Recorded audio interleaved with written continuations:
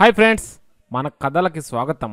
మన ఛానల్ని సబ్స్క్రైబ్ చేసుకొని పక్కనే ఉన్న గంట సింబల్ నొక్కి మన ఛానల్ నోటిఫికేషన్లు పొందండి. హాయ్ ఫ్రెండ్స్, ఈరోజు మనం నేర్చుకోబోయే కథ పేరు అల్లావుద్దీన్ అద్భుత దీపం.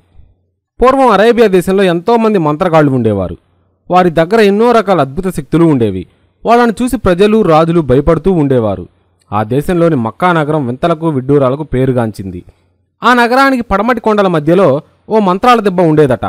ఆ దెబ్బ కింద పెద్ద గుహ, ఆ గుహలో అద్భుత దీపం ఉండేది. అది కోరిన వరాలు ఇచ్చేదట.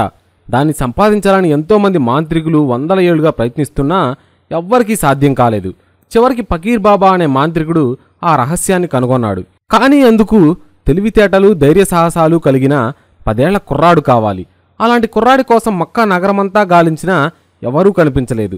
చివరికి అల్లావుద్దీన్ అనే కుర్రాడు ఇందుకు తగినవాడని నిర్ణయించుకొని నీకు కావలసిన బంధువునని అతడితో మెల్లగా పరిచయం పెంచుకున్నాడు ఫకీర్ బాబా. అల్లావుద్దీన్ కుటుంబం చాలా పేద కుటుంబం. తండ్రి చిన్నప్పుడే చనిపోవడంతో తల్లి దిగులుతో మంచం పట్టింది. తినేందుకు తిండి కూడా లేదు. అలాంటి సమయంలో ఫకీర్ బాబా వారి ఇంటికి వచ్చి వాళ్లకు అవసరమైన వస్తువులన్నీ ఇచ్చాడు. దాంతో అల్లావుద్దీన్ బాబాను పూర్తిగా నమ్మాడు. ఒకరోజు ఆ మాంత్రికుడు అల్లావుద్దీన్ని తీసుకొని మంత్రాల దెబ్బ వద్దకు వెళ్ళాడు.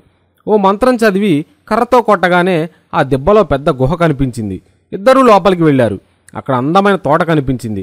ఆ తోట మధ్య సన్నటి సొరంగం కనిపించింది. వెంటనే లోపలికి ఒక తాడు వదిలి అల్లావుద్దీన్ వీపు తట్టిన బాబా అందులోకి దిగమన్నాడు. దాంతో అల్లావుద్దీన్ తాడు సహాయంతో గుహలోకి దిగాడు. గుహలోని అన్ని మూలల్లోనూ వెతికితే ఒక ఇత్తడి దీపం కనిపిస్తుంది. దాన్ని పట్టుకొని పైకి వచ్చేయమని అల్లావుద్దీన్కి చెప్పాడు బాబా. అలాగే అయితే దీపాన్ని నడుముకు కట్టుకొని తాడు గట్టిగా పట్టుకుంటాను, పైకి లాగేయమని చెబుతాడు అల్లావుద్దీన్. లేదు, ముందు దీపాన్ని పంపించు, ఆ తర్వాత నిన్ను పైకి లాగుతానని చెప్పాడు మంత్రగాడు. దీంతో అల్లావుద్దీన్కి ఏదో అనుమానం వచ్చి దీపాన్ని ఇచ్చేది లేదని మొండికేశాడు. తీవ్రమైన కోపానికి గురైన ఆ మాంత్రికుడు అల్లావుద్దీన్ ఎన్నో రకాలుగా భయపెట్టాడు, బెదిరించాడు, బతిమలాడాడు. అయినా అతడు వినకపోయేసరికి నీ చావు నువ్వు చావు అని అక్కడి నుంచి వెళ్ళిపోయాడు. అయ్యో దేవుడా, ఎంత పని చేశావు, ఇప్పుడు నేను పైకి ఎలా వెళ్లేది అంటూ ఏడుస్తూ కూర్చున్నాడు అల్లావుద్దీన్. అలాగే ఏడుస్తూ గుహలోకి తిరుగాడుతున్న అతడికి గబ్బిలాలు గుడ్లగూబలు మిలమిలా మెరుస్తూ కనిపించాయి. ఇంకోవైపు మనుషుల అస్థిపంజరాలు వేలాడుతూ కనిపిస్తే మరోవైపు వెలుతురు కనిపించింది. ఓ చోట మంచినీళ్లు కనిపించగానే అక్కడికి వెళితే నీళ్లు మాయమయ్యాయి. నిండా మామిడి పండ్లతో కనిపించిన చెట్టు దగ్గరికి వెళితే చెట్టుతో సహా మాయమైపోయింది.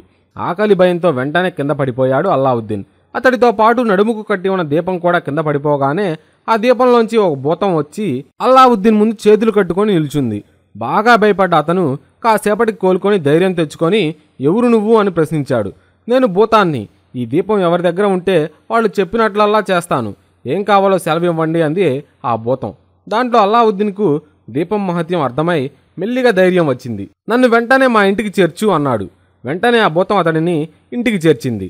అయితే అతడి తల్లి కొడుకు కోసం ఏడ్చి ఏడ్చి స్పృహ లేకుండా మంచంలో పడి ఉంది. అది చూసి చలించిపోయిన అల్లావుద్దీన్ తల్లి దగ్గరకు వెళ్ళి అమ్మా అమ్మా అని గట్టిగా పిలిచాడు.